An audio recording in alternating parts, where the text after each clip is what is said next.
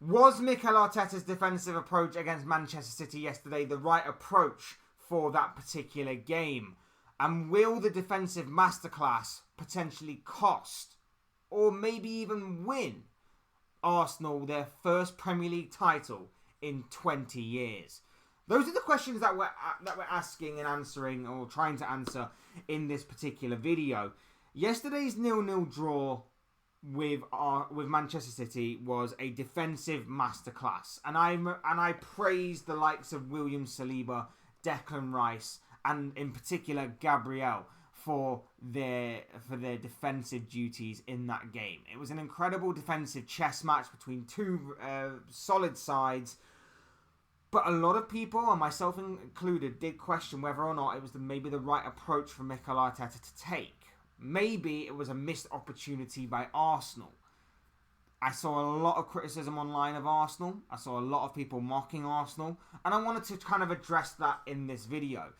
So if you haven't already, please do like this video. Please do subscribe if you're new. Both things are always incredibly greatly appreciated. Also, get involved in the comment section. Let me know your thoughts, comments, opinions, predictions, feelings, whatever you want to call it on this particular topic, on Arsenal, on Manchester City, on Liverpool, on the title race as a whole, because that is what we're all going to be looking at in this video today.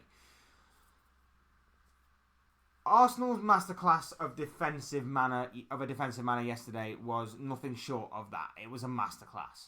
They neutralised City in key areas. They stopped Erling Haaland from doing pretty much anything. Kevin De Bruyne was virtually anonymous throughout the game. Phil Foden didn't have his usual dazzling kind of performances that he's been doing in recent weeks. Even he couldn't manage to grab City by the scruff of the neck to drag them through this game. There wasn't really anything that a Manchester City player in the attacking third did to really step up and take the game by the scruff of the neck, when really I thought it was there for the taking. I said that I felt Arsenal provided too much respect for Manchester City. I thought a Manchester City side that weren't at full strength, they weren't at their fullest potential, were there for the taking for this Arsenal side. I know that it was at home for Man City. I know it was at the Etihad, and I know that obviously that place is incredible for City, a real fortress for Pep Guardiola's side.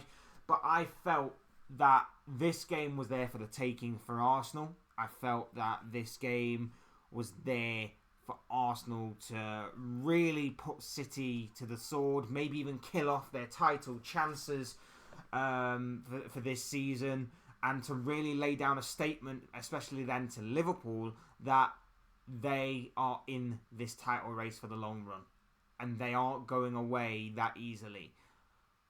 In saying that, it still has to be admired, the way that Arsenal went about their business. It still has to be recognised that City were stopped from scoring at the Etihad for the first time in, I think, like 47 or 57 games, something along those lines.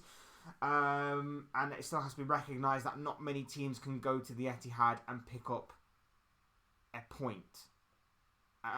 Pick up a clean sheet at that very hostile, that very awkward ground to play on. So that has to be recognised, appreciated and respected first and foremost. As far as what the league is concerned, the league now states that Liverpool are 2 points clear at the top of the table. The league states that Arsenal lost their advantage yesterday, but are still obviously there on goal difference. They are still there on goal difference. They have the advantage there, and obviously that could be a massive factor come the end of the season. And there are still plenty of games left, plenty of points to be won, and plenty of points to be lost. So it isn't all doom and gloom. It was a very solid defensive performance by both sides, really. Mainly by Arsenal, though. But I do feel like it was a bit of a missed opportunity. I still think that with City's backline looking as somewhat weak as what it did, I know that people will go, well, you still have Ruben Diaz, and you had obviously Akanji, and Obviously, Nathan Ake went off injured in the first half, but even then I still felt Arsenal might have actually worked that to their advantage with obviously young Rico Lewis coming on. And obviously Guardiola as well. His price tag wasn't exactly cheap either. So I understand in terms of money that back line was still very solid in that particular aspect. But in terms of quality, it did seem a bit patchwork and makeshift a little bit, that I felt that Arsenal really could have used to their advantage again. And I felt that Arsenal could have really gone for it and maybe laid down that statement of intent, like I said earlier. But even so, maybe playing it smart and playing it a little safer might still help Arsenal in the long run. I look at Liverpool's fixture list and I think there's still a few games there that teams could take points from. And I'm not saying that Arsenal will be perfect either. Arsenal have got a very difficult fixture list themselves. City still have. A point for City yesterday wasn't exactly terrible for them either, despite obviously being now a point behind Arsenal and 4 points behind Liverpool now. It wasn't exactly terrible. They're still within touching distance of the Premier League title, and a title that they are of course defending for the 4th year in a row.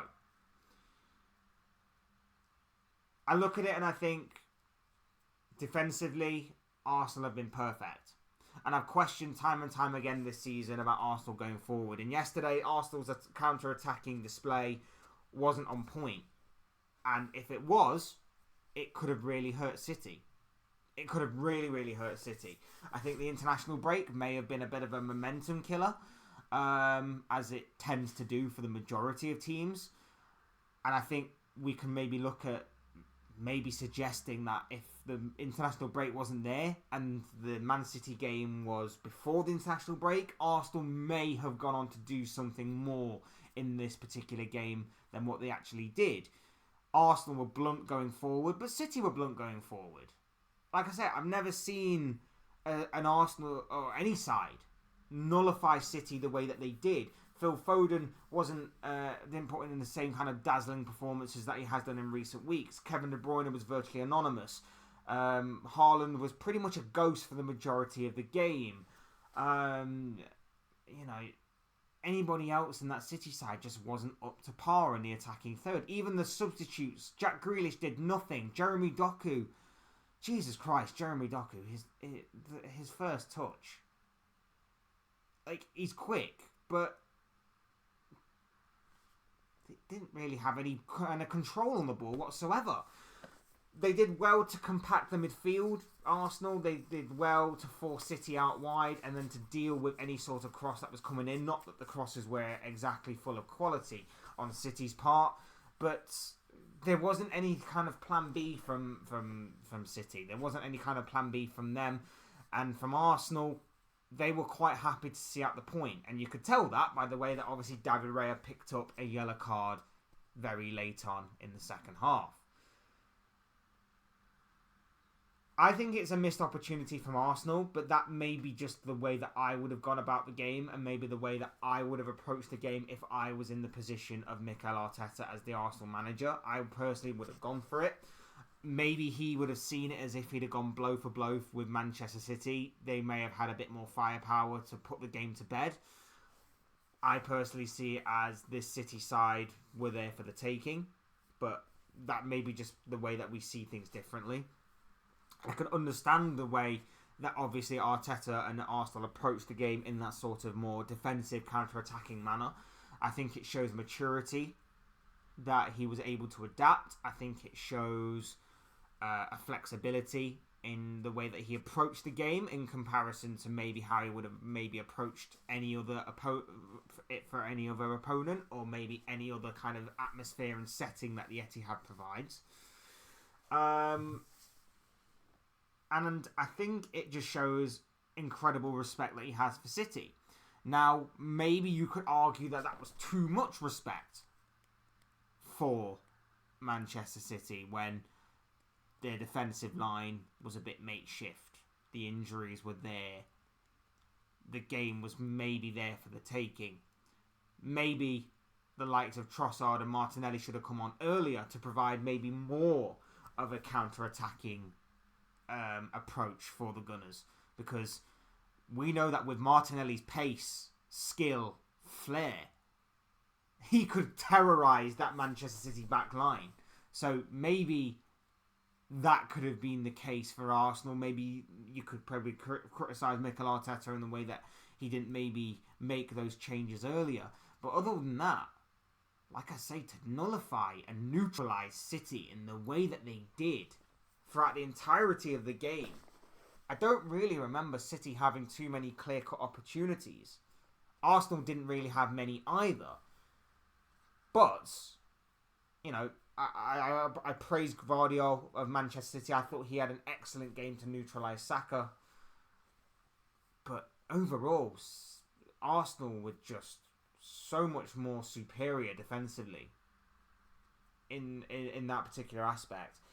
Like I say, you can criticise maybe Arteta for maybe not making the sub sooner, especially when you have that kind of firepower on the bench in the forms of Trossard and Martinelli, who have been in very good form in recent weeks.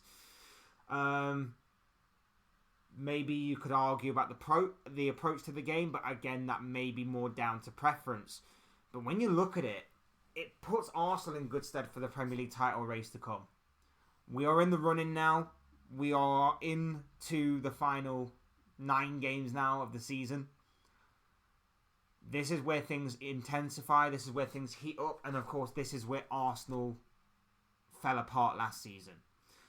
Arsenal, with the signings of the likes of Declan Rice, even Kai Havertz more surprisingly, maybe even David Raya in between the sticks, may look stronger.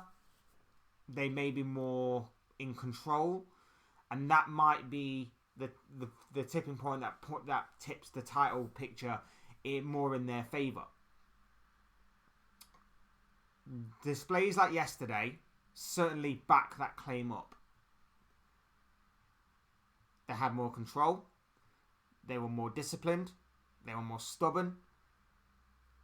And, you know, I never like to put everything down on one player, but there was an argument yesterday to suggest that maybe had William Saliba been fit for the end of last season, that maybe Arsenal's season wouldn't have fell apart the way that it did. There is an argument to suggest that. I don't personally buy into that argument completely, that one player determines how your team plays for the rest of that season, but Arsenal fans will probably tell me otherwise. But yeah, he was phenomenal yesterday. Gabriel, I thought, was better yesterday. I thought it was a bit strange that Saliba was given man of the match, when I thought Gabriel certainly deserved it for the way that he absolutely manhandled Haaland. Declan Rice providing that blanket in front of the back four was incredible.